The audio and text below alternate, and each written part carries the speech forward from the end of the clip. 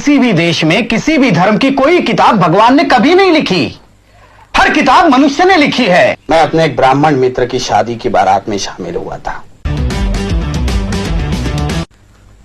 माली जाति में जन्मे ज्योतिराव फुले ने गैर ब्राह्मणों में शिक्षा के प्रसार की जरूरत महसूस की और सन 1848 में पूना में पिछड़ी जाति वालों के लिए एक पाठशाला खोल दी।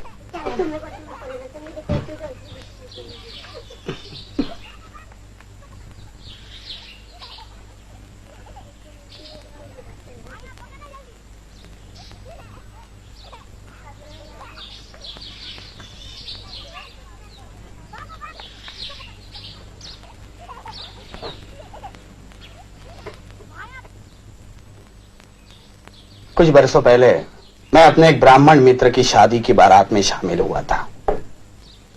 मित्र के रिश्तेदारों ने मुझे देखा और चले जाने को कहकर मेरा अपमान किया था।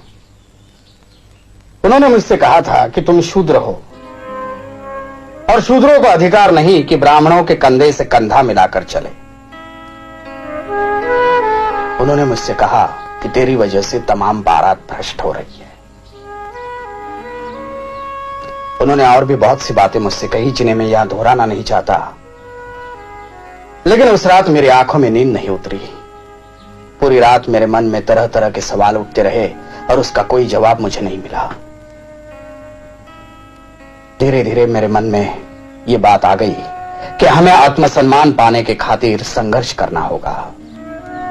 इस संघर्ष के लिए हमें अपने पैरों पर खड़ा रहना होगा। हमें हथियार उठाना पड़ेगा, लेकिन लाठी नहीं, तलवार नहीं, तोफ तमचा नहीं,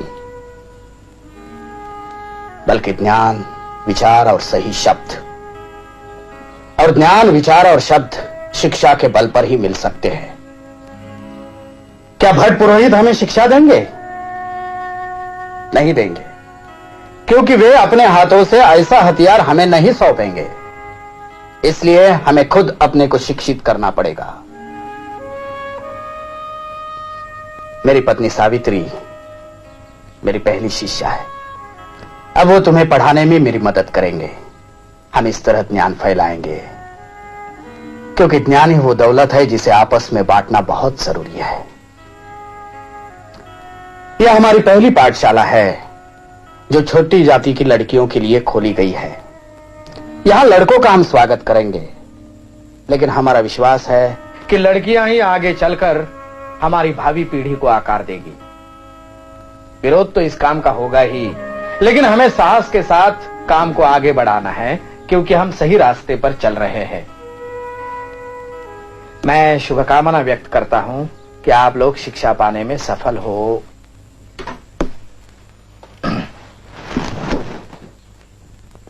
अच्छा बच्चों, अब तुम सब घर जाओ।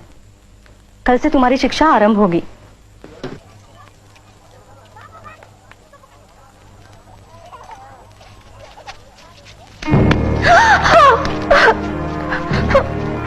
धर्म भ्रष्ट करने वालों का ऐसा ही होता है। तू हिम्मत रखो सावित्री, ये तो शुरुआत है। उनका समाज हम पर कीचड़ी उछाल सकता है और कर ही क्या सकता है। रुका सड़ा हुआ समाज, अपने हाथों पैदा किए दलदल में धंसा हुआ समाज है वो। जब हम कुंभी किसान शिक्षा पालेंगे तो कुल समाज को उलट कर रख देंगे हम। सारी कालिमा धो देंगे हम।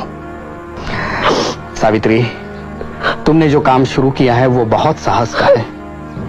ये मामूली औरत की बूते की बात नहीं कि घर की दहलीज पार करके बाहर निकले और पढ़ाने का काम करे। तुम गर्व से माथा उठाकर चलो सावित्री। एक दिन साबित हो जाएगा कि हम ही सही थे। क्या हुआ ज्योति? क्या हुआ बहू को? नहीं, कुछ नहीं बाबा। तो फिर रो क्यों रही है? साड़ी पर ये गोबर और कीचड़, क्या बात है? वो पाठशाला से लौट रही थी, तब कुछ लड़कों ने उस पर कीचड़ और गोबर फेंका। तो क्या फूल बरसाते? ज्योति, मैंने तुम्हें 20 बार समझाया है कि धर्म कर्म का मामला है, तुम बेकार टांग मत अड़ाओ। शूद्रों को और औरतों को पढ़ने लिखने का अधिकार नहीं है, लेकिन तुम मानते ही नहीं। वो पाठशाला खोलकर तुमने पूना के हर ब्राह्मण को अपना दुश्मन बना लिया है। हर ब्राह्मण नहीं बाबा, कुछ समझदार ब्राह्मण हमारे साथ भी है। तुम्हें पढ़ने के लिए स्कूल भेजा, वही मैंने गलती की। उन पादरी मास्टरों ने तुम्हारा दिमाग खराब करके रख दिया है। उसी वक्त मैं अपने समाज के लोगों की बात मान लेता तो आज ये दिन देखना ना पड़ता। अरे तुम्हें करना हो तो करो, जिद्दी आदमी ठहरे, लेकिन मेरी बहू को उसमें क्यों घसीटते हो? क्योंकि शिक्षा ही इस देश को और हमारे धर्म को बचा सकती है। यह तभी हो सकता है जब हर एक को शिक्षा पाने का मौका मिले।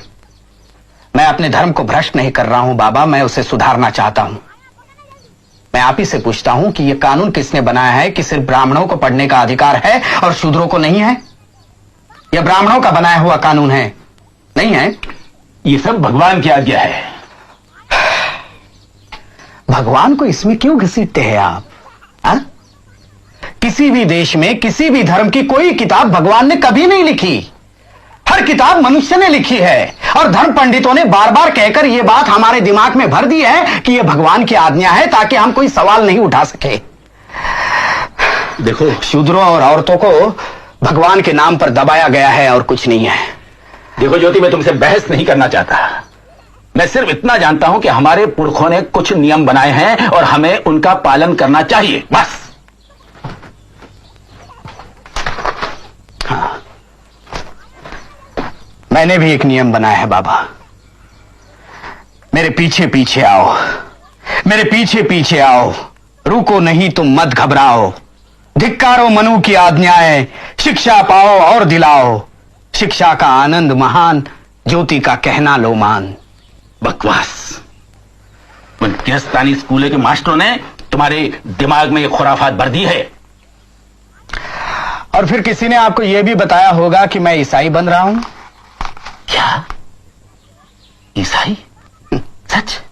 देखो ज्योति, मैं एक ही बात समझता हूं, और वो ये है कि तुम्हारी वो पाठशाला बंद होनी चाहिए और बहू का पढ़ाना भी खत्म होना चाहिए। नहीं, ये नहीं हो सकता। सब हो सकता है। देखो ज्योति, मैं तुम्हें आखिरी बार बता देता हूं कि अगर तुमने मेरी और अन्य लोगों की आज्ञा का पालन नहीं किया तो तुम्हें और तुम्हारी पत्नी के लिए इस मकान में कोई जगह नहीं है। तुम्हें यह मकान छोड़ना पड़ेगा। जैसे आपकी मर्जी। हम हमारे विचारों में बदल नहीं कर सकते, इसलिए घर छोड़कर जा रहे हैं। सावित्री, अपना सामान भरो। मैंने तुम्हें पहले ही कहा था कि यह तो सिर्फ शुरुआत है।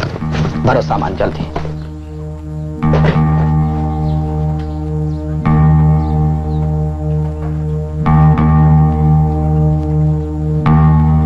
ज्योति तो पागल हो गया है, विराट पागल।